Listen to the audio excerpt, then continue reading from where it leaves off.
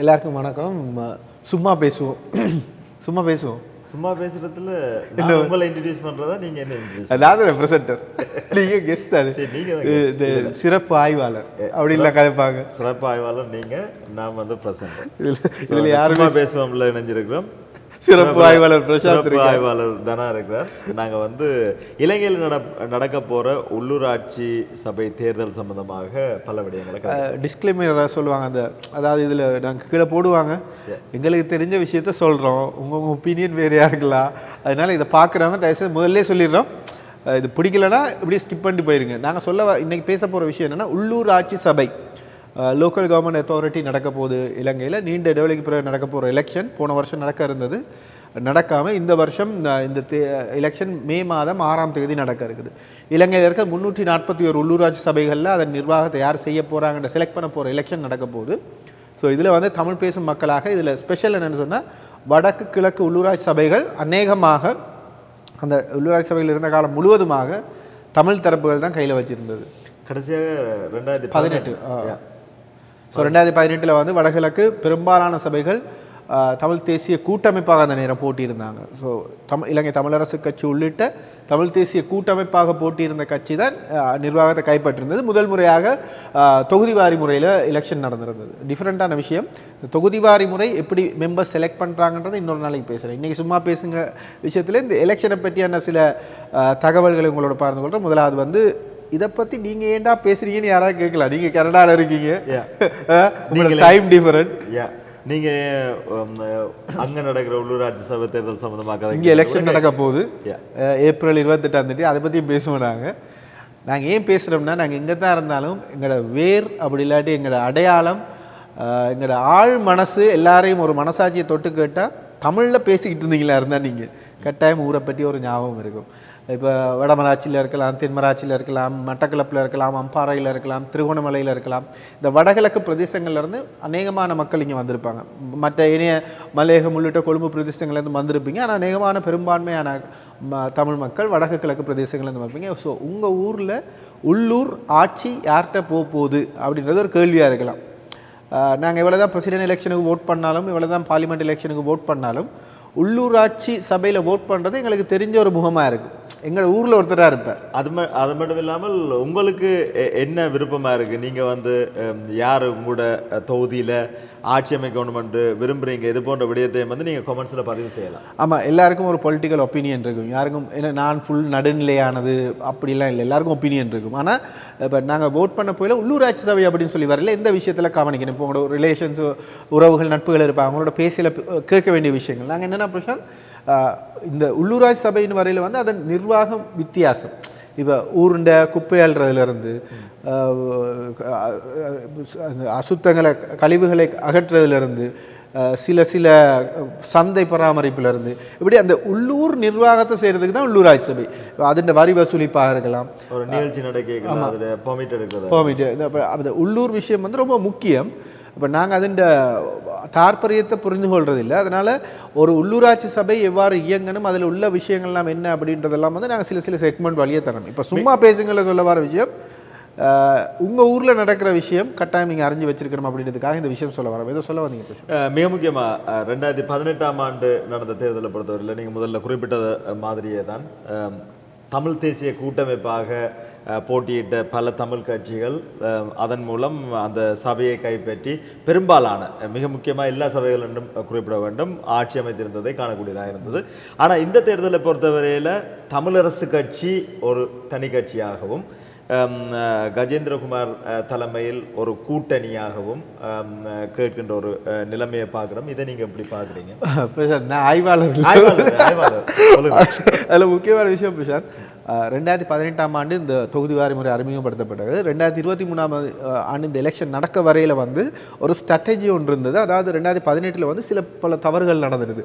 சில சபைகளை வந்து கைப்பற்றினாலும் கூட ஆட்சி அமைக்க முடியாத நிலைமை, ஆட்சி அமைத்தாலும் ஆட்சியை கொண்டு போக நிறைய குழப்பங்கள். அப்போ என்ன விஷயம்னு சொன்னால், தனித்தனியாக கேட்டு கூட்ட ஆட்சி அமைக்கலாம். அப்படி கூட்ட ஆட்சி அமைக்கும் பொழுது எல்லா சபைகளும் தமிழ் தரப்படம் இருக்கும் அப்படின்ற ஒரு கன்செப்ட் வந்தது. இப்போ இருக்க சிக்கல் என்னென்னா, வடகிழக்கில் இவ்வளோ காலமும் பிரதான கட்சியாக தமிழ் தேசிய கூட்டமைப்பு இல்லாட்டி இலங்கை தமிழரசு கட்சி உள்ளிட்ட அந்த கட்சிகள் இருந்தது. இப்போ பயமாக இருக்குது, வடகிழக்கில் இருக்க மக்கள் இல்லாட்டி வெளியில் இருக்க நாங்கள் பார்த்துட்டு இருக்க செய்தி தொடர்பாக ஆர்வம் உள்ளவங்களுக்கு பிரதான கட்சியாக என்பிபி வந்துருமோன்ற ஒரு இது இருக்குது. பலரும் அதாவது கடந்த முறை நடந்த பாராளுமன்ற தேர்தலில் கூட ஒரு சின்ன ஒரு சொற்ப வாக்கால வந்து என்பிபிக்கு வந்து 3 சீட்டும் ஆசனங்கள், தமிழரசுக்கு ஒரு சீட்டும் வந்திருந்தது. அதனால ஜனநாயக தமிழ் தேசிய கூட்டமைப்புக்கு சீட்டே இல்லாமல் போயிடுது. கஜேந்திரகுமார்லாம் போர்டர் லைனில் வந்தார். ஆனால் என்பிபி 3 சீட் எடுத்திருந்தது. இந்த ஓட்டிங் சிஸ்டம் அப்படி தான் பிரச்சனை.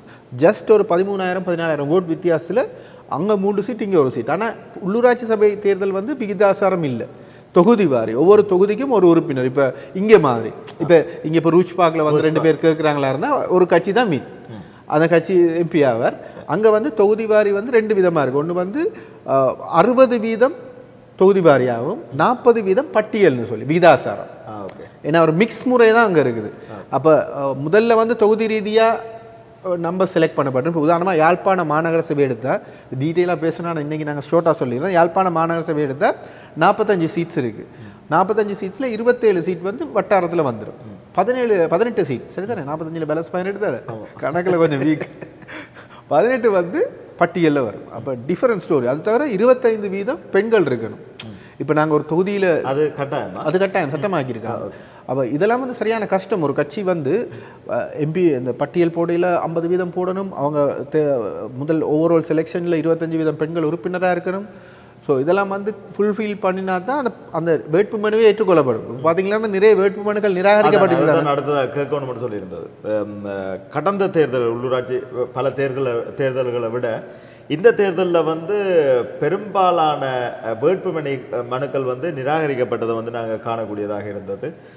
மிக முக்கியமான கட்சிகள் உட்பட. ஆமாம், வடகிழக்கு எடுத்தால் மருத்துவர் அர்ச்சனாவுடைய கட்சி முற்றாக நிராகரிக்கப்பட்டது. அதே மாதிரி மான் கட்சி 2 சபைகளை தவிர மற்றதெல்லாம் நிறைய பேருக்கு நிராகரிக்கப்பட்டது. பிரசாந்த் இந்த ஃபார்ம் ஃபில் பண்ணுறதுல இலங்கை தேர்தல் சட்டம் சரியான ஸ்ட்ராங். இப்போ நீங்கள் இப்போ இளையவர்களுக்கு வாய்ப்பு கொடுக்குறோம் அப்படின்னு சொல்லி எல்லாம் இருக்குது. அப்போ அந்த சர்டிஃபிகேட், பர்த் சர்டிஃபிகேட் வந்து ஒரிஜினல் கொண்டு போகணும் சப்மிட் பண்ணல. அது நேரம் சமாதானம் முதலும் அப்படி இருந்ததா என்று சொன்னால் பல கட்சிகள் நாங்கள் முரசு பேப்பரை வந்து ஃபாலோ பண்ணுறபடியால் இந்த வேட்புமனு தாக்கல் செய்கிறதுக்கு முதல் நாளே குறிப்பிட்ட ஒரு கட்சி வந்து தேர்தல் காரியாலயம் வரை சென்று அந்த புறப்பத்தாட்சி பத்திரம் ஒரிஜினலை கொண்டு போகாதபடியால் அவர்கள் திருப்பி சென்று மீண்டும் அடுத்த நாள் எல்லாத்தையும் கொண்டு வந்து சப்மிட் பண்ணதை கூட நாங்கள் காணக்கூடியதாக இருந்தது. இது ஏன் கடைசி நேரம் நடக்குது அப்படின்ற ஒரு கேள்வி இருக்குது தானே. வேட்பாளர்கள் இல்லை. இப்போ ஒரு கட்சியில் ஒரு வட்டாரத்தில் ஒரு டிஸ்ட்ரிக்டில் ஒரு தொகுதியில் போட்டியிடணும்னா, யாழ்ப்பாண தொகுதி எடுத்தால் 45 உறுப்பினர்கள் இருக்கணும். 27 வட்டாரத்துக்கும் ஒவ்வொரு உறுப்பினரை போடணும். இது நான் யாழ்ப்பாணம்னு சொல்கிறது பிரதானமாக வேட்பாளர்கள் இருப்பாங்க. நீங்கள் தூரப்பிரதேசங்களை செலுத்தணும். ஒருத்தருக்கு 5000 ரூபா கட்டுப்பணம் செலுத்தணும். அப்போ நான் போட்டி போடவே விருப்பம் இல்லை, நான் என் கட்டுப்பணம் செலுத்தணும். அப்போ கட்சிகள் ரொம்ப கஷ்டப்பட்டது இந்த முறை வேட்பாளர்கள். அது தவிர பிரசாந்த் வடகிழக்கில் அதிகமான கட்சிகள் கேட்குறாங்க, நிறைய கட்சிகள். அதே மாதிரி சுயேட்சைகள், நிறைய சுயேட்சைகள் கேட்குறாங்க. அப்போ நிறைய வாக்குகள் பிரிய போகுது. இப்போ ஒரு தொகுதி எடுத்தால் அந்த தொகுதியில் நீங்கள் சும்மா எடுக்கல, ஒரு 10-15 உறுப்பினர்கள் கேட்குறாங்கன்னு சொல்லி. அப்போ 147 கட்சிகளும் சுயேட்சைகளும் போட்டிடுது. அப்போ ஒரு தொகுதியில் 15 கட்சி என்று வைங்களேன். இப்போ நீங்கள் கேட்குறீங்கண்டா குறைஞ்சது உங்களோட சொந்தக்காரங்களாவது ஒரு ஓட் போடுவாங்க. வேறு சில பேருக்கு அது வீட்லையாவது ஓட் எடுக்கணும். இல்லை, போன முறையில் நான் பார்த்தேன் சில பேருக்கு ஒரு ஓட்டு இருந்தது. அது உங்களோட குடும்பத்திலே ஒருத்தர் தான் இருந்தீங்க. அப்போ அவர் மட்டும் போயிட்டு போட்டிருக்கார் போல். அப்போ அந்த மாதிரி சந்தர்ப்பத்தில் வந்து நிறைய கட்சிகள் வாக்குகள் பிரிய போகுது. அப்போ வாக்குகள் பிரிகிறல் என்னன்னு சொன்னால், இப்போ எத்தனை 15 கட்சி கேட்குதுண்டா மொத்தம் 20 வாக்கு அந்த வட்டாரத்தில் இருக்குதா இருந்தால் எல்லாம் ஒன்று எடுத்து ஒரு கட்சி மட்டும் 3 வாக்கு எடுத்திருந்தா 3 வாக்கு எடுத்தவர் வேட்பாளர் வெற்றி. அங்கே அப்போ தானே இப்போ நீங்கள் சொல்கிற முதல்ல குறிப்பிட்டது மாதிரி என்பிபிக்கு இது சாதகமாக தான் அமைய போகுது. ஏன்னு சொன்னால் பொதுவாக தமிழ் பிரதேசங்களில் போட்டியிடுகின்ற பல கட்சிகள் தமிழ் மக்களையும் தமிழ் தேசியத்தையும் பிரதிநிதித்துவப்படுத்தி தான் வடக்கு கிழக்கில் தேர்தலில் நிற்கிறத காணக்கூடியதாக இருக்கின்றது. என்பிபி போன்ற ஒரு சில கட்சிகள்லாம் ஒரு தேச நல்லிணக்கம் என்கின்ற தலைப்பில் அவர்கள் வந்து போட்டியிடுறதை காணக்கூடியதாக இருக்கின்றது. ஆகவே இப்படி வந்து நிறைய கட்சிகளும் நிறைய சுயேட்சை குழுக்களும் போட்டியிடுகின்ற பொழுது அந்த ஓட்டுகள் பிரிகிற இடத்து அது மீண்டும் என்பிபிக்கு தான் வெற்றியை கொண்டு கொடுக்கும். பிரசாந்த், இதுக்காண்டி தான் கடந்த ஒரு சில வாரங்களாக சில சமூக புத்திஜீவிகள், சமூக நலன் விரும்பிகள் கட்சிகளை ஒன்றுபடுத்த முயற்சி பண்ணினாங்க. எங்களுடைய கட்சிகளோட ஈகோ அப்படின்றது டாப் லெவலில் இருக்குது. அப்போ இதில் யாரையும் குறை சொல்ல இல்லாது. இவரில் பிள்ளை இவர் சரி, இவர் பிள்ளை இவர் சரின்னு யாரையும் குறை சொல்ல இல்லாது. எல்லாரும் ஈக்குவலாக அதுக்கு ரெஸ்பான்ஸ். அடுத்த ஆப்ஷனை பார்ப்போம். இவ ரெஸ்பான்ஸ் பண்ணி இவங்க தமிழ் தேசிய கட்சிகள்லாம் தனித்தனியாக கேட்குது.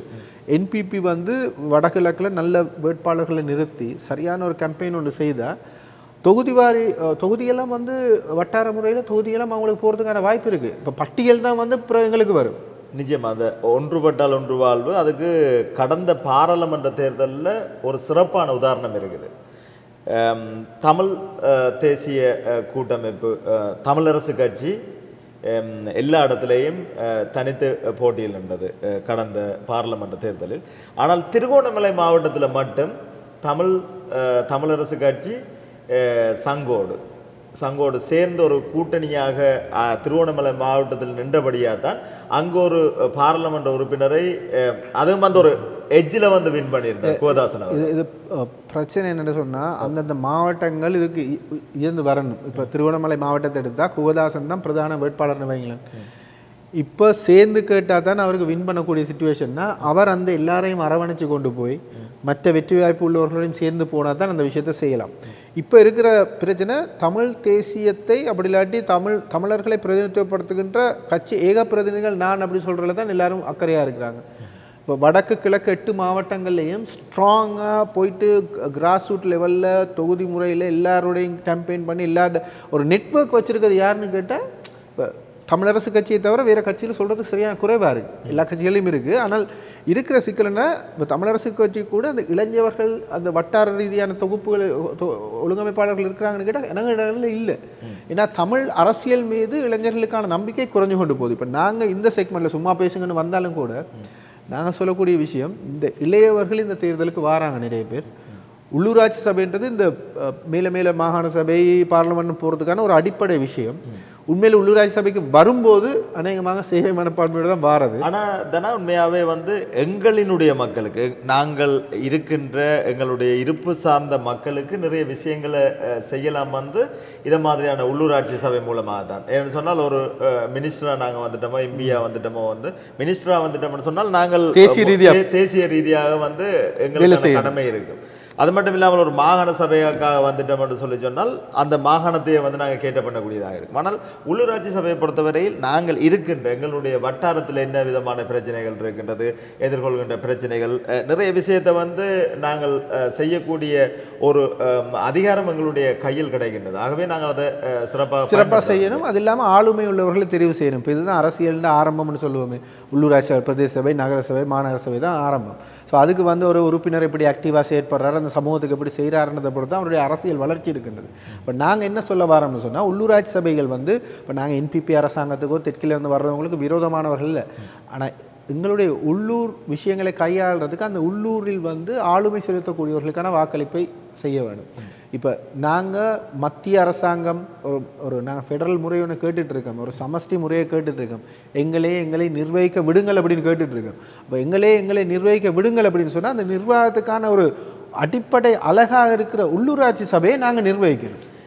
வாய்ப்பு இருக்கின்றது. இல்லாட்டி வெளி உலகத்துக்கு வந்து அப்படின்னு சொன்னால் மக்களே அந்த ஏதோ விரும்பலை தான் வரும். இப்போ ஒரு தமிழ் அரசியல் கட்சிகள் மேலே இருக்க கோபத்திலேயோ இல்லாட்டி இவ்வளோ காலம் ஒன்று நடக்கலைன்ற ஒரு விஷயத்துலையோ இல்லாட்டி இந்த சோஷியல் மீடியான இன்ஃப்ளூயன்ஸ்லேயோ வடகிழக்கு மக்கள் போன முறை என்பிபிக்கு வாக்களிச்சிட்டாங்க. அதில் கூட என்பிபிலையும் தெரிவு செய்யப்பட்ட தமிழ் உறுப்பினர்கள் தான். அது தவறு. பெரும்பாலும் வடக்கு மக்கள் அதுலேயும் தமிழ் உறுப்பினர்கள் தான். இப்போ தமிழ் யார் சிங்கள உறுப்பினரை கொண்டாந்து வடக்கில் போட்டு அப்படி வின் பண்ணவும் இல்லை தமிழ் உறுப்பினர். ஆனால் இருக்கிற பிரச்சனை என்னென்னா, இப்போ யாழ்ப்பாணத்தில் தெரிவு செய்யப்பட்ட இளங்குமரன், பவானந்த ராஜா, ரஜீவன் 3வது, இந்த 3 பேருக்கும் நீங்கள் சும்மா சொல்லுங்கள், ஒரு டிவி இன்டர்வியூக்கு போயிட்டு ஒரு கருத்தை சொல்லக்கூடிய வாய்ப்பு இருக்கா? இல்லாட்டி இப்போ நாங்கள் இங்கே ஒரு மீடியாவாக போகிறோம், போய்ட்டு கதைக்கலாமா? எல்லாம் அந்த பாலிட் பீரோன்ற விஷயங்கள் எடுக்கிறாங்க. ஆனால் அதுலேயும் இப்படியான கருத்து இருக்குது தானே. இதனா பொதுவாக கடந்த முறை பாராளுமன்ற தேர்தலில் தோல்வியை தழுவின பாராளுமன்ற உறுப்பினர்கள் என்று பார்த்தால் டக்ளஸ் தேவானந்தா அவர்கள் தோல்வியை தழுவியிருந்தார். அது மாதிரி அங்கேயன் ராமநாதன் அவர்கள் தோல்வியை தழுவியிருந்தார். இவர்களுடைய வாக்கு, அதாவது காலகாலமாக அரசாங்கத்துக்கு இருக்கின்ற அந்த வாக்கு சதவீதம் தான் கிடைத்தது. அதன் மூலம் தான் அவர்கள் 3 பாராளுமன்ற உறுப்பினர்களை பெற்றுக்கொண்டார்கள் என்கின்ற ஒரு இது இருக்குது. என்ன சொன்னால் காலகாலமா டக்ளஸ் தேவானந்தா அவர்கள் இந்த ஆட்சி அமைக்கின்றதோ அந்த கட்சியினுடைய ஒரு பாராளுமன்ற உறுப்பினராகவோ அமைச்சராகத்தான் அவர் இருந்து வந்தார். அது மாதிரி அங்கேனும் அப்படித்தான் இருந்திருந்தார். இந்த பாயிண்ட் வந்து வேலிட் பாயிண்ட் ஒன்று பிரச்சனை. நீங்கள் சொன்னது உண்மையில் வந்து அந்த வாக்கு தான் போயிருக்கு. ஒரு அடிஷனலாக ஒரு கொஞ்சம் வாக்கும் போயிருக்கு. நான் சொல்ல வந்த கருத்து என்னென்னா, இப்போ உள்ளூராட்சி சபை உறுப்பினர்களாக உள்ளூராட்சி சபை நிர்வாகம் வந்து ஒரு ஒரு தேசிய அரசாங்கத்தின் பிரதிநிதியாக இருக்கின்ற கட்சிகளுக்கு வரும்போது தென்பகுதி வித்தியாசமாக கையாளும். எங்களுடைய பகுதிகளில் வடகிழக்கு பகுதிகளில் இப்போ ஒரு அரசாங்கத்தில் இப்போ ஹருண் ஹேமச்சந்திரா இருக்கிறார், டெப்யூட்டி மினிஸ்டராக, ஃபாரின் டெப்யூட்டி மினிஸ்டராக இருக்கார், வெளிநாட்டு வெளிவிவகார அமைச்சர். ஆனால் அந்த மத்திய அரசாங்கத்தினுடைய அந்த நிர்வாகத்தினுடைய கட்டமைப்பு வந்து என்பிபி அல்லது ஜேவிபியினுடைய மத்திய குழு, பாலிட் பீரோ, அரசியல் மத்திய குழுவில் தங்கி இருக்குது. இப்போ அவனோட ஒரு சிங்கிள் எம்பியோராலே நிலாந்தி கொட்டாச்சின்னு சொல்லி பேர் சரியாக வர நிலாந்தி ஐடிஎன் வேலை செய்தவர், ஐடிஎன் ப்ரெசென்டர் வர கழுத்தர எம்பியாக இருக்கிறார். எங்களுக்கு நல்லா தெரியும், எங்களோட நிகழ்ச்சிகள்லாம் செய்ய வர நல்ல ஸ்பீக்கர், நல்ல ஒரு ஹியூமன் குவாலிட்டி இருக்குது. மற்றது கேஷுவலாக பேசக்கூடியவங்க. அவன் இந்த சில இடங்களில் பேசின கருத்துக்கள், சில இடங்களில் அவள் வந்து பப்ளிக் அப்படி பேசின விஷயங்கள் என்பிபிக்கு ஒரு நெகட்டிவாக வந்தது. ஒரு இடத்துல அவருக்கு கட்டுப்பாடு போட்டிருக்காங்க, பிரசாந்த் நீங்கள் மீடியாவுக்கு ஸ்டேட்மெண்ட் கொடுக்கக்கூடாது. சிங்கிள் எம்பி ஒரு ஆள், கல்லுத்தரை டிஸ்ட்ரிக்ட், அதை வந்து மீடியாவுக்கு சொல்லிட்டேன். கருத்து கேட்கல இது எனக்கு வந்து மத்திய குழு இதில் சொல்லியிருக்காங்க மீடியாவுக்கு பேச வேறான்னு சொல்லி அதையும் சொல்லிட்டேன். இப்போ அதெல்லாம் பெரிய வைரலாக போயிட்டுருக்கு. இப்போ நான் என்ன சொல்கிறேன்னா, அவங்கள அவ்வளோ கண்ட்ரோல், அதாவது கட்டுப்பாடும் சர்வதிகாரமும் ஒரு ஒரு ஒரு கோடு, மெல்லிய கோடு. அது சர்வதிகாரமாக கட்டுக்கோப்பா அப்படின்றது போக தான் தெரியும். இப்போ நான் எங்களுக்கு பார்க்கல எப்படி விளங்குதுண்டா, உள்ளூராட்சி சபை உறுப்பினர்கள் இவ்வாறு தெரிவு செய்யப்பட்டு விட்டார். நாங்கள் நெகட்டிவாக கதைக்கிறோன்னு குறையாக தப்பான இல்லை, ரேசிசம் காய்க்கிறோம், இனவாதம் பேசுகிறோம் இல்லை. எங்களுடைய உரிமைகளுக்கான சில விஷயங்கள் இந்த அடிப்படை அழகில் இருக்குது. அதை நாங்கள் உறுதிப்படுத்தி கொள்றதுக்கான ஒரு வாய்ப்பு தான் இந்த உள்ளூராட்சி சபை.